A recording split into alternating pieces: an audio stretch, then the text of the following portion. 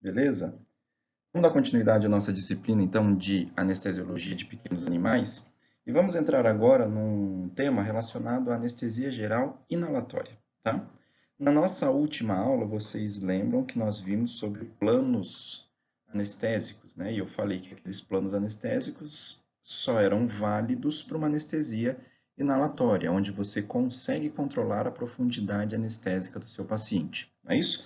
Então, agora nós vamos falar sobre anestesia geral inalatória. O objetivo da nossa aula de hoje é compreendermos os equipamentos, tá? Quais são esses equipamentos da anestesia inalatória, do que é composto, para já na próxima aula nós começarmos a falar sobre os nossos fármacos, ok? Sobre os nossos anestésicos inalatórios, ok? E para isso nós precisaremos relembrar ou precisaremos entender algumas coisas relacionadas à farmacologia, tá? Então, farmacologia deve ter abordado alguma coisa com vocês também relacionados a estes fármacos inalatórios, ok?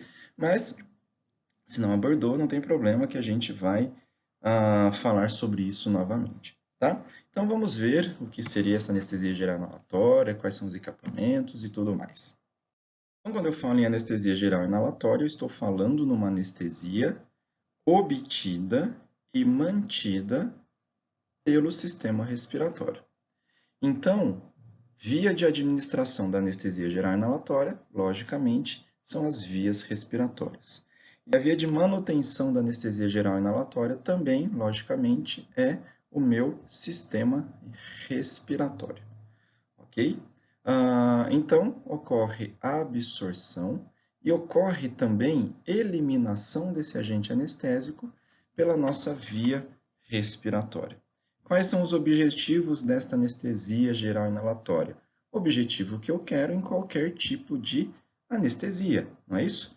Levar à inconsciência, levar à analgesia, ou seja, perda de sensibilidade dolorosa, e causar um relaxamento muscular para que eu possa realizar o meu procedimento cirúrgico. Esse é o objetivo de toda anestesia, lógico. E também é o nosso objetivo nessa anestesia geral inalatória, ok? Então, esse daqui, ó, nessa imagem, é o que nós estamos vendo.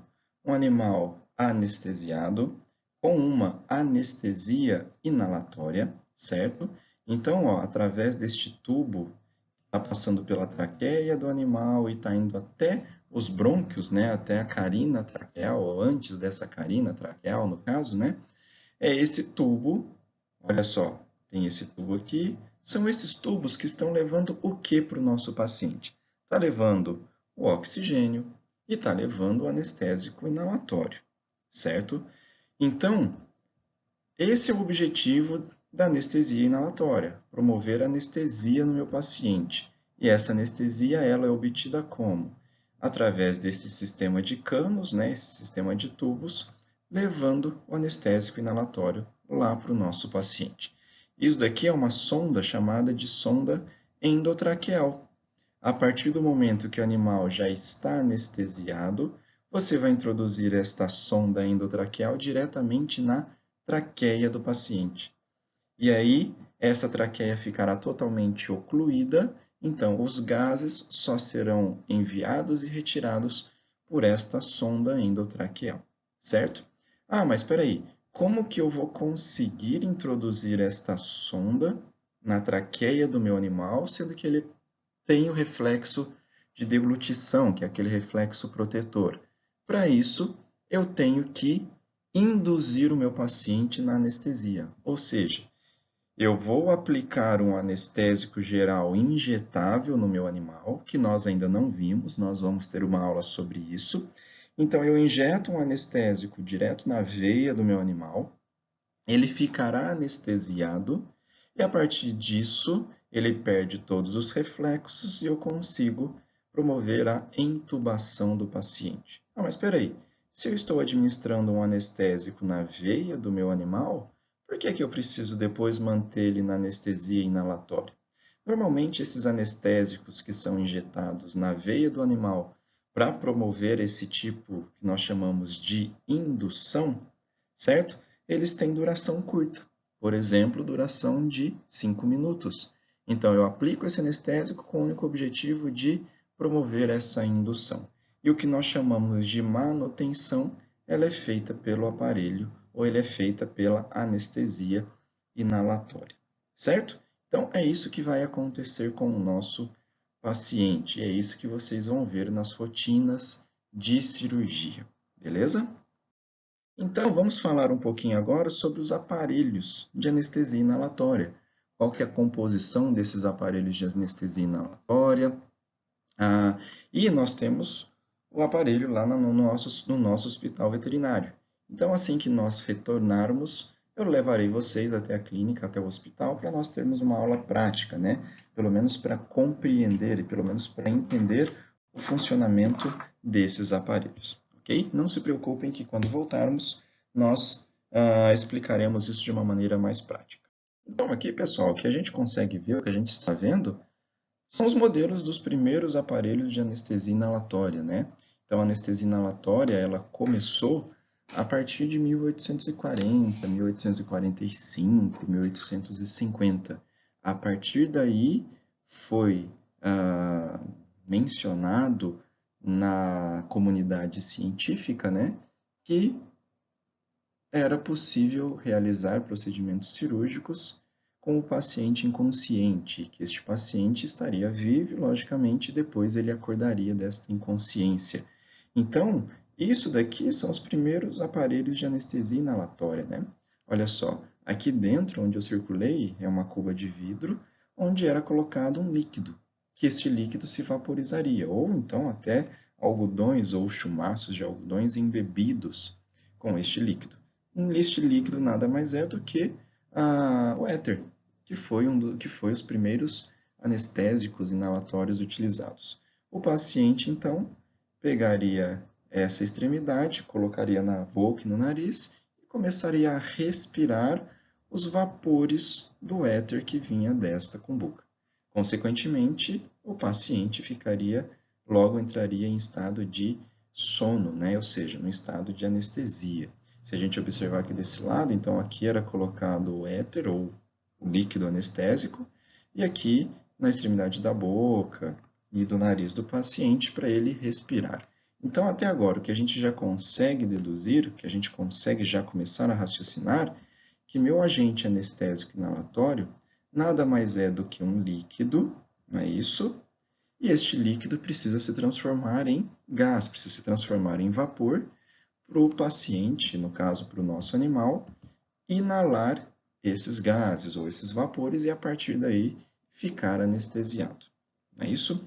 Então, esses são os modelos dos primeiros aparelhos de anestesia inalatória que foram apresentados para a comunidade científica lá em 1840, 1850, nos Estados Unidos. Ok? Logicamente, os aparelhos de anestesias atuais são totalmente diferentes, né? Mas obedecendo aos princípios lá dos primeiros aparelhos de anestesia inalatória. Então, o que a gente consegue visualizar neste aparelho, que ele é extremamente completo, né? Este local aqui é onde eu vou colocar o meu anestésico, ou seja, o que nós chamamos de vaporizador, certo? Então, eu coloco o meu anestésico ali, ele é um anestésico, então ele é líquido, esse líquido vai ser vaporizado, certo? Atrás deste aparelho nós temos diversas mangueiras que estão recebendo, no caso, os gases, como óxido nitroso ou como o oxigênio mesmo, que vai diluir ou que vai vaporizar este anestésico e vai ser, ele levará esse anestésico para o paciente. E aqui, ó, o que a gente consegue visualizar neste ladinho, neste cantinho esquerdo, é as mangueiras que irão levar o ar, o oxigênio anestésico para o paciente e que irão tirar o CO2 do paciente, né? Que são as mangueiras que a gente vai conversar daqui a pouquinho.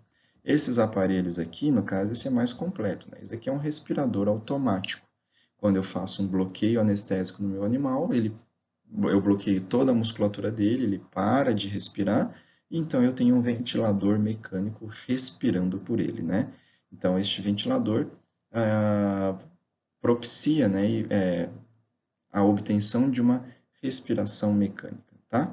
E o que a gente consegue visualizar aqui em cima é um monitor multiparamétrico, né, que mede pressão arterial, que mede saturação de oxigênio, que mede frequência cardíaca e assim por diante, para auxiliar no procedimento anestésico. Então, logicamente, os aparelhos de anestesia eles evoluíram drasticamente desde 1840 até agora.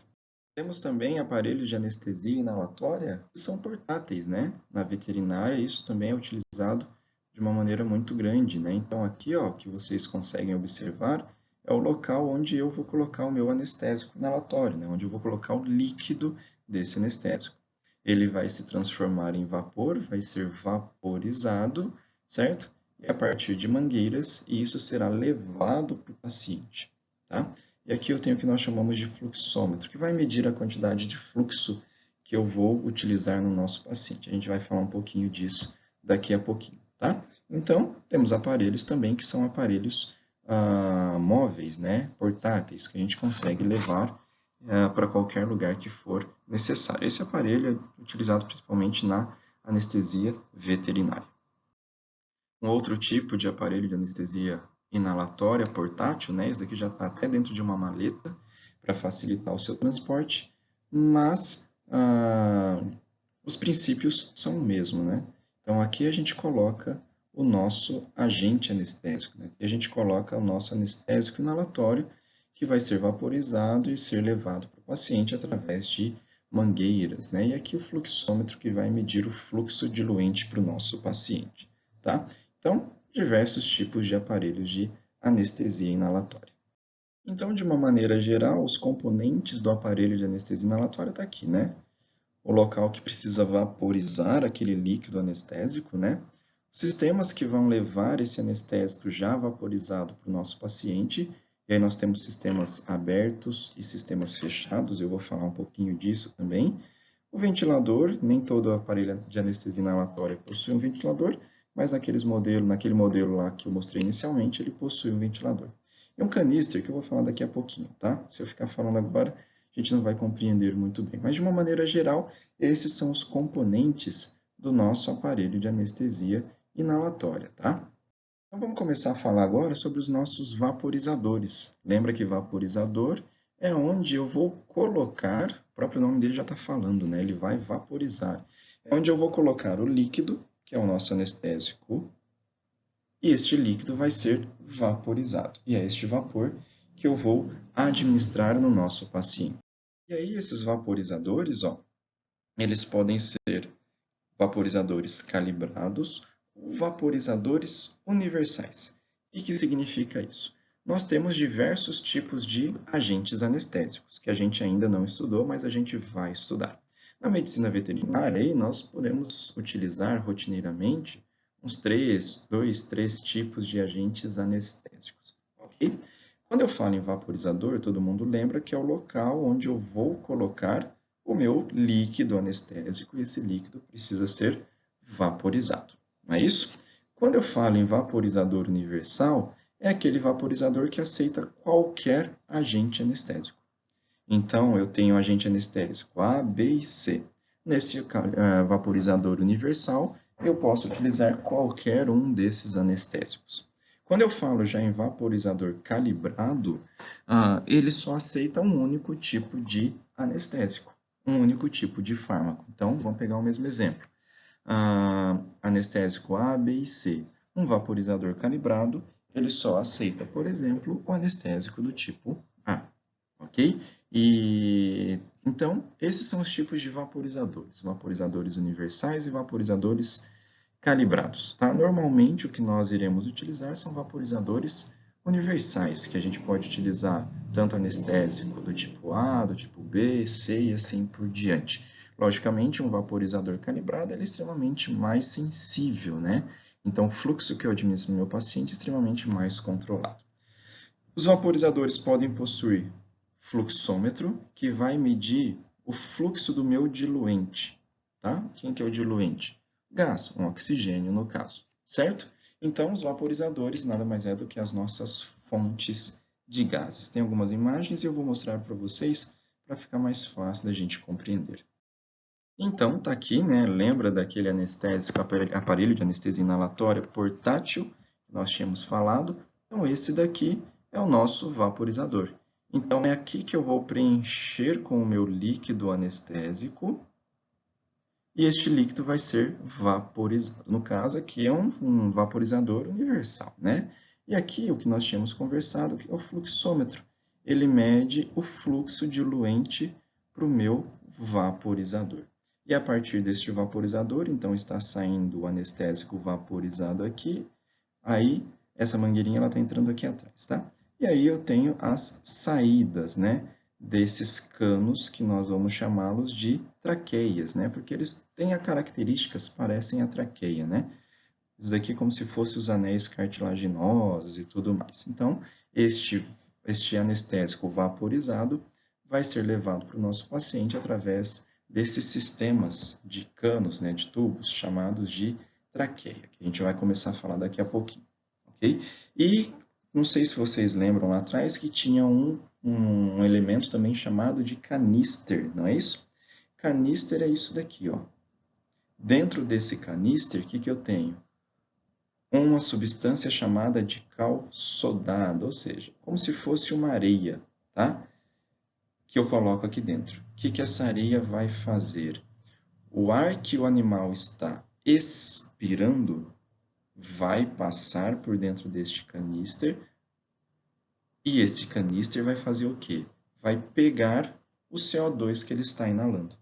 Então, na nossa expiração, ela é rica em CO2. Esse CO2 vai passar por este canister e vai ficar preso, né, dentro desta cal sodada. A gente vai falar daqui a pouquinho mais para vocês com relação a isso.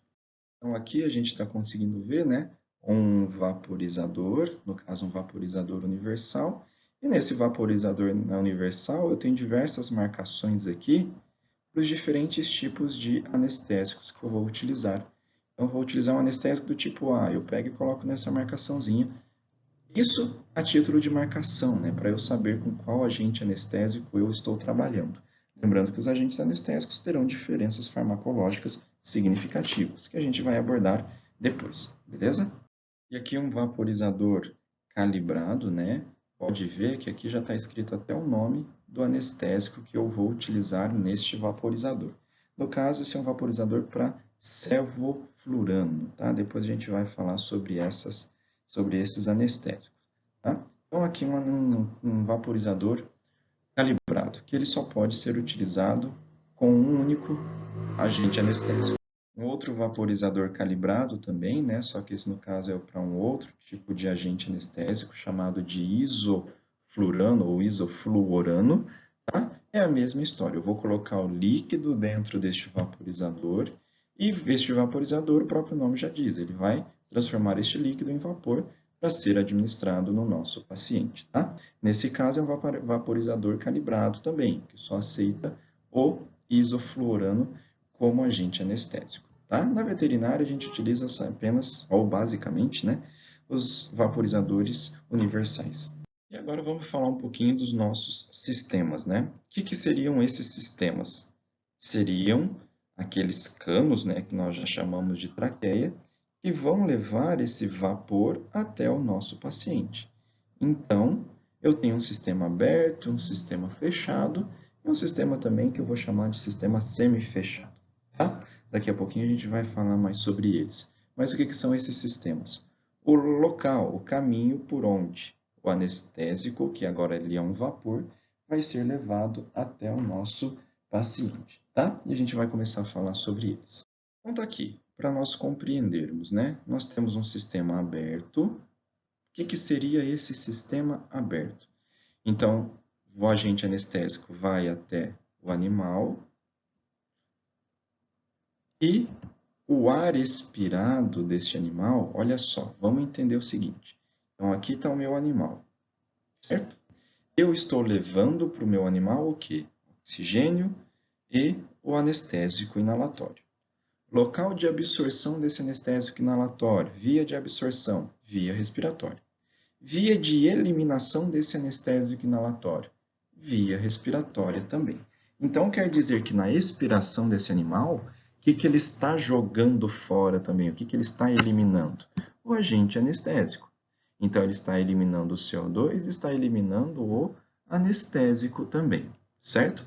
Quando eu falo em sistema aberto, eu estou levando esses gases, né, anestésicos de oxigênio para o meu paciente e o que ele está jogando fora, CO2 e anestésico, vai ser jogado no ambiente, certo?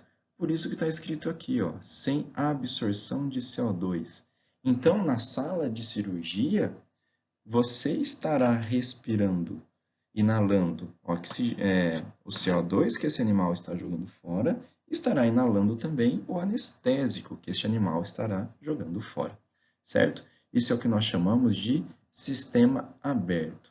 O gás vai para o paciente e a expiração é jogada no ambiente. Quando eu falo em sistema fechado, então é um sistema circular, o próprio nome já diz, né? Então eu levo os gases para o meu animal expira esses gases, lembra que esses gases têm o quê? CO2 e tem o agente anestésico, não é isso? Então vamos pensar aqui, ó. Aqui é meu aparelho de anestesia inalatória. Depois eu vou ter uns esqueminhas melhores para mostrar para vocês. Então, os gases com o anestésico e o oxigênio está sendo levado para o meu animal. Meu animal inalou e agora ele vai expirar o próprio agente anestésico e o CO2. Num sistema fechado, esses gases expirados vão passar por um local que vai absorver o CO2. Só o CO2, o anestésico ainda permanece. E aí esse gás ele será devolvido para o sistema circulatório, ou seja, circulatório que eu falo, esse sistema circular, desculpa, não circulatório, esse sistema circular que está levando os gases, tá, pessoal?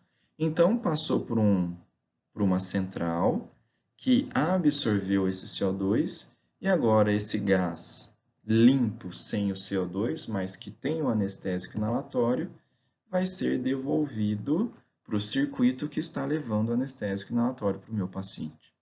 Qual que é o objetivo disso? O objetivo disso é maximizar a utilização do nosso anestésico inalatório.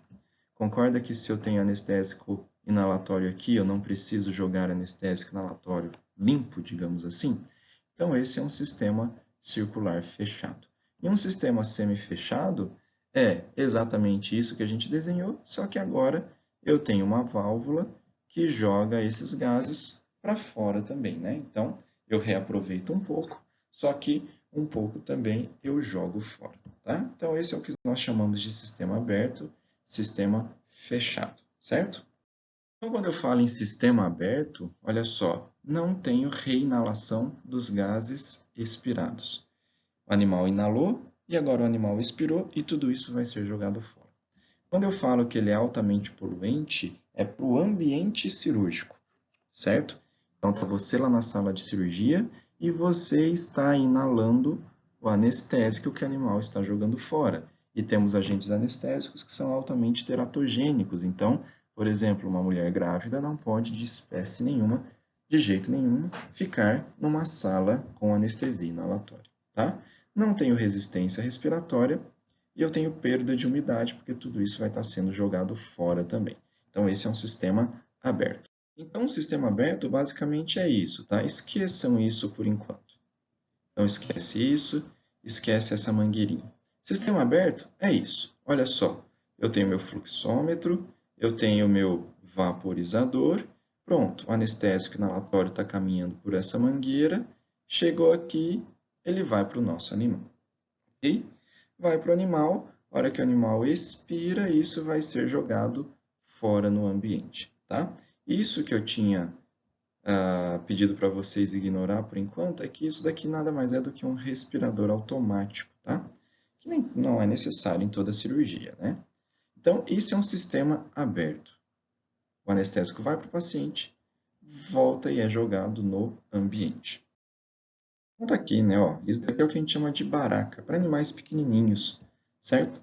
Então, aqui, ó, eu coloco a minha mangueira, que está vindo anestésico inalatório. Esse gás vai para o meu animal, então aquele tubo endotraqueal vai estar ligado aqui. E a hora que o animal expirar, esse ar expirado vai passar por essa traqueia e vai ser jogado aqui fora no ambiente. Então, se você respirar aqui pertinho, você vai começar a ficar anestesiado, tá? Você vai começar a ficar com sono por causa do anestésico que você está inalando.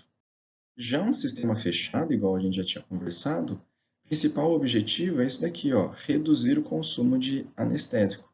Porque eu estou reciclando o anestésico que meu paciente está jogando fora. Consequentemente, eu tenho essa menor poluição do ambiente cirúrgico, só que é preciso que aquela substância que absorva o CO2, que estava naquele canister, né? Aquela areinha que a gente conversou. Se eu economizo agente anestésico, também eu economizo quantidade de gases frescos que eu tenho que dar para o meu paciente.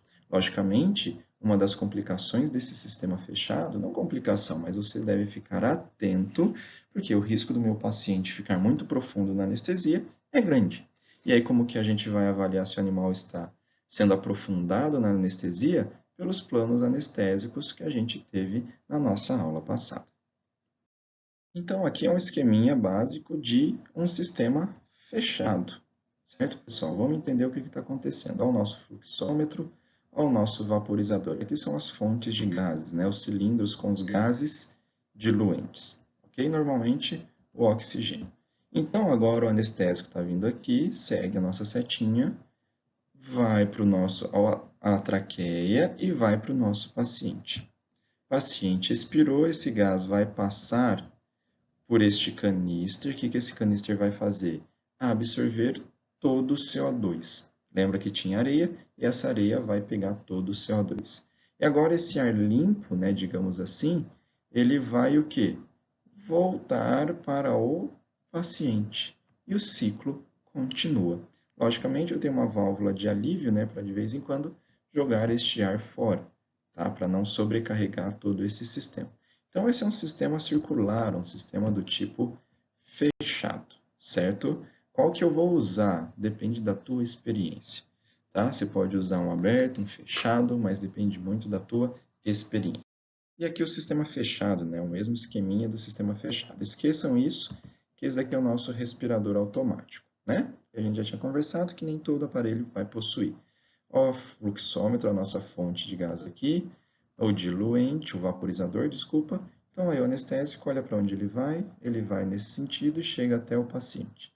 Do paciente, ele retorna, passa por um local onde eu tenho aquela cal sodada, onde vai ser absorvido o CO2, e agora ele volta para o nosso paciente, tá? O mesmo esqueminha que a gente tinha mostrado no diapositivo anterior, beleza? Eu tenho um sistema semi-fechado, tá? Onde ocorre uma reinalação parcial desses gases, porém eu preciso ter o mesmo absorvedor de CO2 e ele é menos poluente porque eu estou reutilizando de uma maneira parcial esses gases, ok? É a mesma história. Então, aqui as vantagens, né, desta anestesia inalatória. Vantagem é controlar com precisão meus planos anestésicos, que nós tivemos na nossa aula passada. Lembra dos planos, né, que nós conversamos. Então, vamos pensar. Se eu estou incisando a pele, eu estou causando um estímulo doloroso para o meu paciente. Se eu estou pegando uma furadeira e colocando um pino dentro do osso dele, eu estou proporcionando uma dor diferente para o paciente. Então, naquele estímulo doloroso maior, ele precisará de mais anestésico. Então, essa que é a vantagem, você controlar a profundidade anestésica, então controlar esses planos, né? Ah, mas quando que eu sei que meu paciente está começando a acordar? É só vocês relembrarem a nossa aula de plano anestésico, que foi a nossa última aula. Eliminação desses agentes anestésicos. Eliminação pulmonar.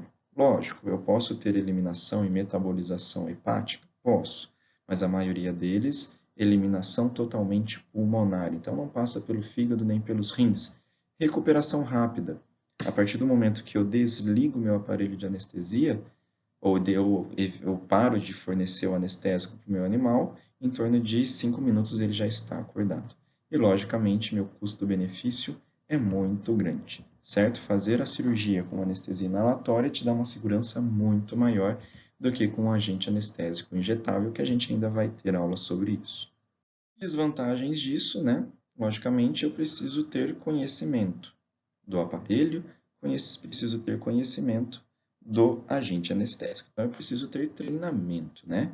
Eu preciso de equipamentos específicos. Vamos fazer uma comparação com uma anestesia injetável. Eu só preciso, na anestesia injetável, de agulha, seringa e anestésico, né? Já na anestesia inalatória, eu preciso do equipamento específico. Preciso ficar monitorando constantemente para evitar que meu paciente entre naquele plano, naquele estágio anestésico muito profundo. E, logicamente, todo anestésico, independente se injetável ou inalatório, pode acarretar em alterações cardiovasculares, como bradicardia, hipotensão e assim por diante. Tá? Então, algumas desvantagens, mas notem que desvantagens, por exemplo, treinamento, é só eu começar a trabalhar com isso, fazer uma especialização, eu começo a tirar essas desvantagens, né? O equipamento específico, a partir do momento que eu tenho ele, já não existe mais essas desvantagens. O monitoramento constante, isso é obrigatório para todo anestesista, né? Então, se eu faço isso corretamente, eu não tenho essas desvantagens. Então, notem que as vantagens da anestesia inalatória é muito maior quando nós vamos comparar com qualquer outro tipo de anestesia. Ok? Então é isso, pessoal. Relembrem a aula dos planos anestésicos, assistam e estudem essa aula e na nossa próxima aula nós já iremos começar a abordar os nossos agentes anestésicos. Falaremos sobre propriedades farmacológicas deles. Ok? Então, por hoje é isso, galera. Bom estudo, boa aula e um grande abraço.